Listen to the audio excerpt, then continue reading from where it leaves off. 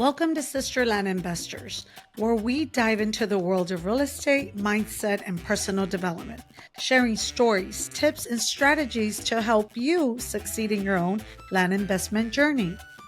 Whether you're a seasoned investor or just starting out, we're here to help inspire and guide you on your journey to success in land investing. Let's cultivate growth and build wealth together. I am your co-host, Cindy Campbell, and I am here with Co-host Elizabeth Alanis. Yeah, thank you for letting us back into your life. We're excited to be here and excited to start talking land investing. First, we wanted to know, Elizabeth, how was your weekend? How was your weekend? My weekend was great. I consist of lacrosse all day, every day. I have a daughter who's 12 years old and a daughter who is, gosh, guys, she's 16 years old, and they both play lacrosse, and we are starting the lacrosse season, and it's starting strong, so it's just exciting. We're lacrosse all day, every day. How about you? We're in baseball season, so my son's been busy with baseball. But no, it's been fun going to your lacrosse games and going to the kids' baseball, and hopefully they make it to we're in third place like right now, so we'll see how it goes. How the season goes. It's We're always cheering. exciting. Yeah, watching them grow and become better individuals for it, right? Absolutely. Yeah. So I guess on this first official, we had our introductory, but on this podcast, this first official podcast, we thought it would be a great idea to just talk about how we got started and our first experience with land investing, because I think once you get started, you'll at least have an idea coming from two different perspectives. Do you want to share? I'll start. So we started back like more than 7 years ago, almost 8 years. We, meaning my husband and I, we've always had, like we said, real estate, like little single family homes that we leased and rented. And he was just like, Elizabeth, we need to figure out something else. Like, I know real estate is good, but he wasn't the type that would go, he would go fix, but he didn't really want to be always spending his weekends and time fixing. So he started looking, and we heard on Bigger, I'm sure everyone here that's here knows Bigger Pockets. He heard someone talk about land investing, and he came home one day. He's like, let's give it a try. Let's see. And I'm like, really? Land investing? So sure, let's give it a try. So we gave it a go. And I remember back then we would do like tax delinquent for land investing, tax delinquent mailers, postcards. And we sent a bunch of those out, and we got some callbacks, and people wanted to sell their land. And we purchased a couple acres, a small little section, but they were already kind of split. And we ended up splitting them and selling them. And we did a good return. And we're like, wow, there's something here. So we're like, let's keep doing it. So we would do it over and over. And I would go to the county to get all the records on a CD. We would burn them into an Excel sheet and send out little yellow postcards or just little postcards. And that's how we got started. But we knew there was something there because people did want to sell. And then from there, we learned from other people that were doing podcasting as well, what they were doing, how they were doing it. And we just picked up a little bit from everyone, and we kind of just went with it. And here we are 8 years later doing. I'm grateful for it. What about you? How did you get started? Because she never told me she was doing this. So it's so funny.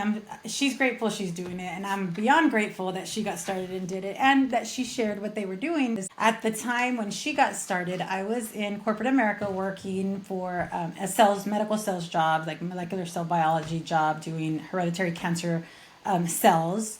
And I love my job. I was passionate, and I still am. I think that the work that people do out there, like changing lives, trying to get identified before they get cancer, it's just important work, and I was very passionate about it.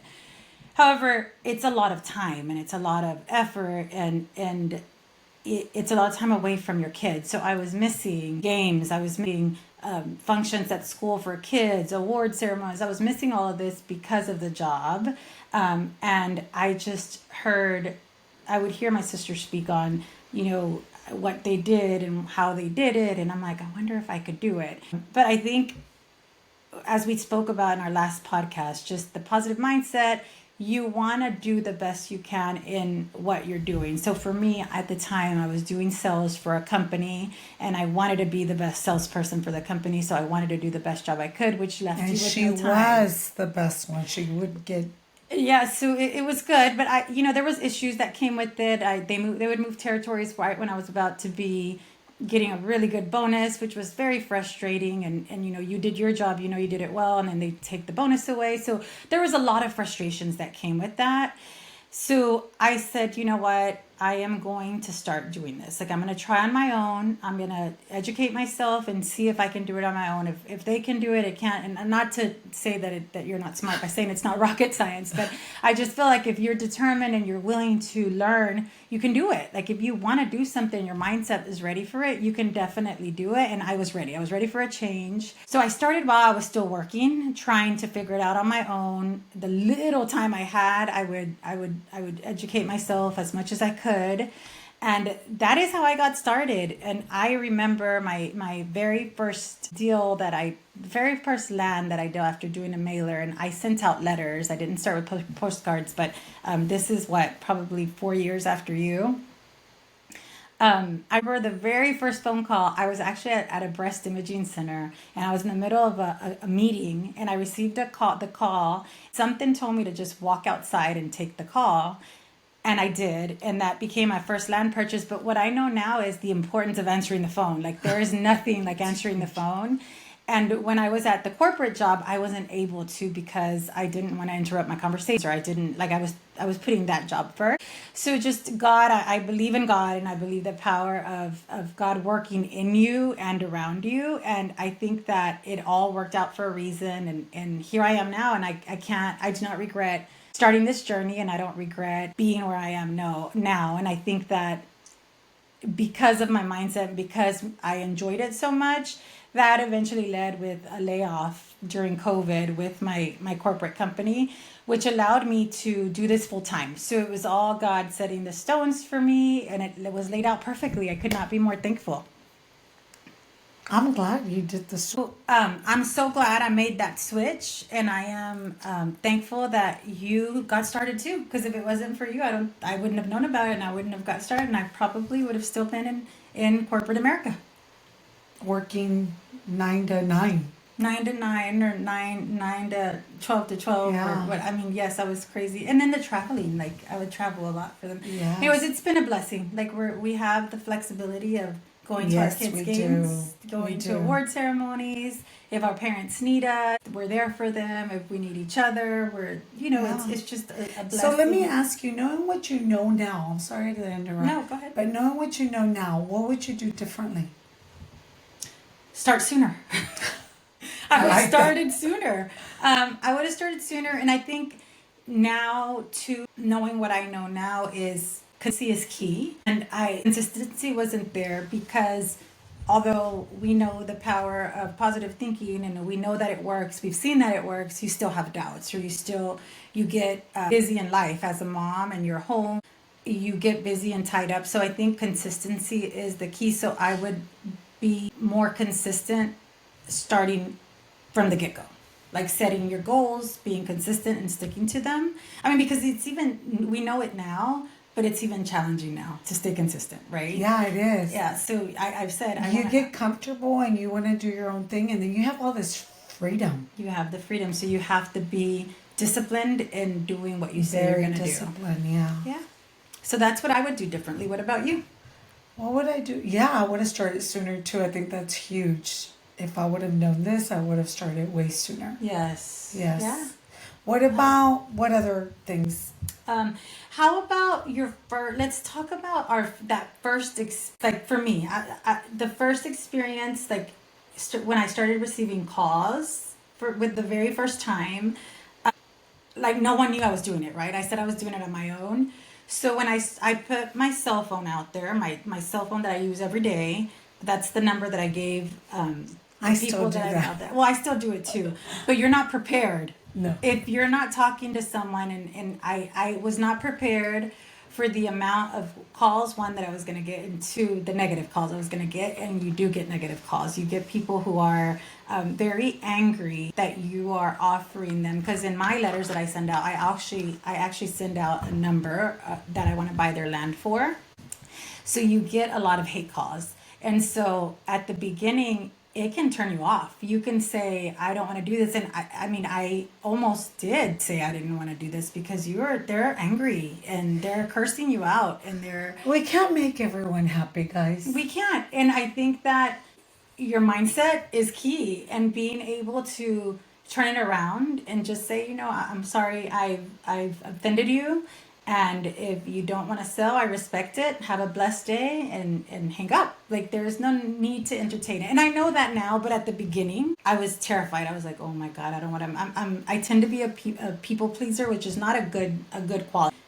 It's not a bad quality either, but it's not a good one. So I did not want to upset people. Like, I didn't want to ruin their day by receiving my letters. But I know now that if you don't give them the energy and you just stay neutral and you bless them and hang up, then everything's fine. But that was a shock to me. How about you when you started receiving calls? Well, yeah, I think the negativity people seen kind of did, but I was already mentally prepared because I had heard other people saying you'll get those hate calls. I mean, it's hurtful at the beginning, but then when you make your first deal or two, you're like, It's I'll so take worth those calls it. every day, all any day, because there is someone that you help. So there's people that are tired of paying taxes, tired of upkeeping it. They need the money because someone got sick in their family and they're like, yes, please. Well, I think when you realize the blessing that you've had, so you get the hate calls, but then you get the call of the person that does want to sell, and then you hear them out and you hear the reasons why. You see the full circle of everything coming together and how you are being a blessing to them in whichever way you're helping them. And I think the majority of them is people are they're desperate to sell so that they can pay for their mom's hospital bill or whatever the case Exactly. is. And having those conversations is always treasured. Like, I remember every single conversation from every single person I've purchased land from, because I take the time to listen. Like, we will have, I'm one of them. This is not ideal, but I've had hour-long conversations with people that want to sell, and I become almost their therapist because what the issues they're going through, and everyone needs someone to listen to. I mean, to hear them out. Sorry, Yeah. So everyone needs someone to hear them out. So that's been very rewarding for sure. I think that's my favorite part, talking to people. Yeah. Hearing their stories, hearing how they got their land. What their plans were for the land, but Exactly. then they didn't exit. Yeah. I think that's my favorite. And then when we turn around and sell it, that's also beautiful. fun too. That's all. That's actually that's the cha-ching. Of course it's nice. Yeah, it's nice. so Well, the good. cha-ching is part of it, but I think hearing what they want to do, and then not only hearing, but getting pictures and video. Do they send you pictures Yes, and of video? what they've done. Like and what the they've guys done. clearing it, they're putting in their little mobile home or building their little. I think that is so cute. It is. It's exciting. It's exciting to hear like the people that buy it from you, like their plans and their goals. So you heard why they sold it, and now you get to hear the future plans of it, and that's also too like a blessing that just comes together. You Yeah. helped, and you're helping two people with their dreams. Making So their that's dreams been a good. reality. Yeah, it's been so great to do that. I had something in mind that I wanted to ask you, and it slipped my mind. So keep talking so it can bring it Oh back. Lord, Yeah. we're over 21, so it'll slip our minds from time to time. So let's see. No, I think starting back 7 years ago, 8 years ago, I'm trying to remember, it was 2015, 2016. So my background also was in the medical field, nursing. I also worked from 9 to 5. It was nurturing. That's what I guess what I love the most, because it's caring, nurturing, all that. But most importantly, when they couldn't find nurses to do, because we specified in executive health, when they couldn't find a nurse to do that exactly in travel medicine, they moved me to sales. Yeah. And I was like, I don't want to do sales. Like, that's not in me. And they were like, well, you like talking to people. You're going to do sales. So I don't mean to interrupt you, but I'm gonna go back to our first podcast because we introduced our parents and how we did this and learned from them. But Yeah. what we didn't mention is that my mother got us through college because she had Well, a both sales business. mom and Dad. Yeah, mom and dad. But they sold furniture. And my mom sold out of her house, out of a catalog, and put both she and I through college, and we heard her sell too. And it wasn't ever sales like a car salesman. It was selling through conversation and listening to all her clients. Like they would come in with problems, my mom would listen, have hours sitting in the dining room table, right? Talking Yeah. to her customers. And that's the one thing she would tell us, like, just be a friend to these people. And I think if you could take Listen. anything out of this, when you're out there trying to do something, just listening to whoever's talking to you, sometimes that's all they want and that's all they need. That is all they need. And they trust you. I think that, I mean, I had a man tell me once that he was selling to me over someone that had offered him more just because he trusted me more. And I think I never asked him what made him trust me. Did you just see the red bird I fly did by? see Oh, the I red love bird. it. I love it. We have angels in heaven looking over us.